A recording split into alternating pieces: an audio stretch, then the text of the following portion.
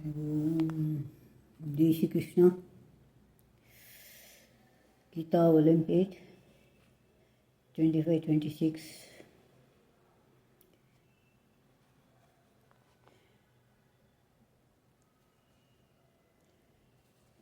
ಗೀತೆ ನಮ್ಮ ಬಾಡಿನ ಉದ್ಧಾರಕ್ಕೆ ಅನುವು ಮಾಡಿಕೊಡುವ ಅನೇಕ ಅಂಶಗಳನ್ನು ಒಳಗೊಂಡಿವೆ. ಇದರಲ್ಲಿ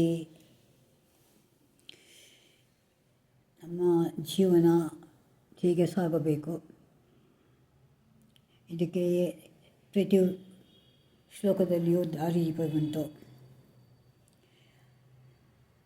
ಭಗವದ್ಗೀತೆ ಕೃಷ್ಣನ ಬಾಯಿಯಿಂದ ಹೊರಟಿರುವಂತಹ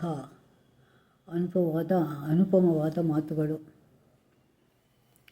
ಇದನ್ನು ಕೇಳ್ತಾ ಇದ್ರೇ ಮನಸ್ಸಿಗೆ ಒಂದು ರೀತಿ ನೆಮ್ಮದಿ ಸಿಗುತ್ತೆ. ಬಾಳಿನಲ್ಲಿ ಅನೇಕ ಉತ್ಸಾಹವನ್ನು ಮೂಡಿಸುತ್ತೆ. ಜನರಲ್ಲಿ ಉದ್ಭವವಾಗುವ ಅನೇಕ ಪ್ರಶ್ನೆಗಳಿಗೆ ಉತ್ತರ ಸಿಗುತ್ತೆ. ಸತತವಾದ ಅಧ್ಯಯನದಿಂದ ಮನಸ್ಸಿಗೆ ಶಾಂತಿ, ಸಮಾಧಾನ ಸುಲಭವಾಗಿ ಸಿಗುತ್ತೆ. ಯಾವುದೇ ರೀತಿ ಕಷ್ಟಗಳಿದ್ದರೂ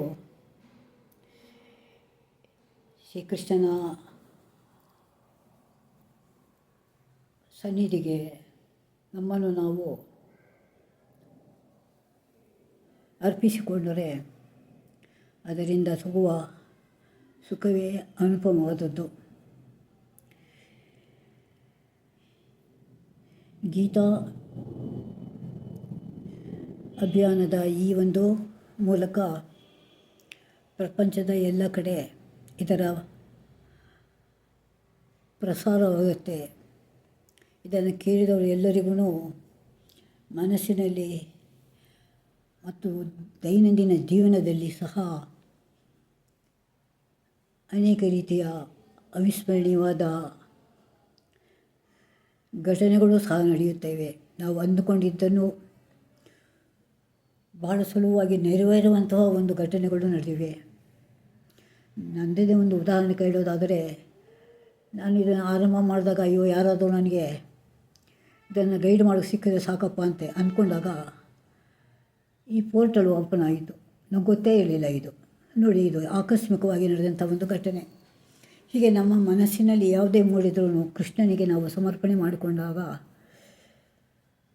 ನಿಜವಾಗಿಯೂ ಅದು ಚೈತನ್ಯಪೂರ್ಣವಾಗಿರುತ್ತೆ.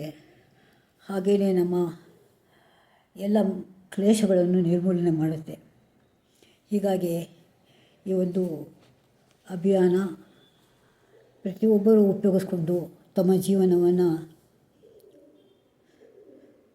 ಪ್ರಗತಿಗತ ಪಥದಲ್ಲಿ ಸಾಗಿಸುವಂತೆ ನೋಡಿಕೊಳ್ಳಬಹುದು. ಇದಲ್ಲದೆ ಇದು ನಾವು ಏನೇನು ಅಂದುಕೊಳ್ತೀವೋ ಅವೆಲ್ಲವನ್ನೂ ನೆರವೇರಿಸುವಂಥ ಒಂದು ಪ್ರಭಾವಶಾಲಿಯಾದ ಮಂತ್ರ ಅಂತಲೇ ಹೇಳ್ಬೋದು. ಹಾಗಾಗಿ ಇದನ್ನು ದಿನನಿತ್ಯ ನಮ್ಮ ಜೀವನದಲ್ಲಿ ಅಳವಡಿಸಿಕೊಂಡ್ರೆ ನಮ್ಮಂಥ ಪುಣ್ಯವಂತರು ಯಾರೂ ಇಲ್ಲವೇ ಅಂತ ಹೇಳಬಹುದು. ಮತ್ತು ಈ ಒಲಿಂಪಿಕ್ ಗೇಮ್ ಅಂತೂ ಎಷ್ಟು ತನ್ಮಯತೆಯನ್ನು ಮೂಡಿಸ್ತಿದೆ ಅಂದರೆ, ಕೆಲವು ಸಲ ಈ ಒಂದು ಕ್ರೀಡೆ ಮುಂದುವರಿಸಬಾರ್ದು ಎಂದು ನಾನು ಕೆಲವು ಸಲ ಅನಿಸುತ್ತೆ. ಆದರೆ ಸಮಸ್ತ ದಿನದ ಅನೇಕ ಸಮಯ ಇದನ್ನೇ ಉಪಯೋಗಿಸ್ಬೇಕಾದ್ರೆ ಕೆಲವು ಸಲ ನಮ್ಮ ದೈನಂದಿನ ಚಟುವಟಿಕೆಗಳಿಗಾಗಿ ಇದನ್ನು ನಿಲ್ಲಿಸಲೇಬೇಕಾಗತ್ತೆ.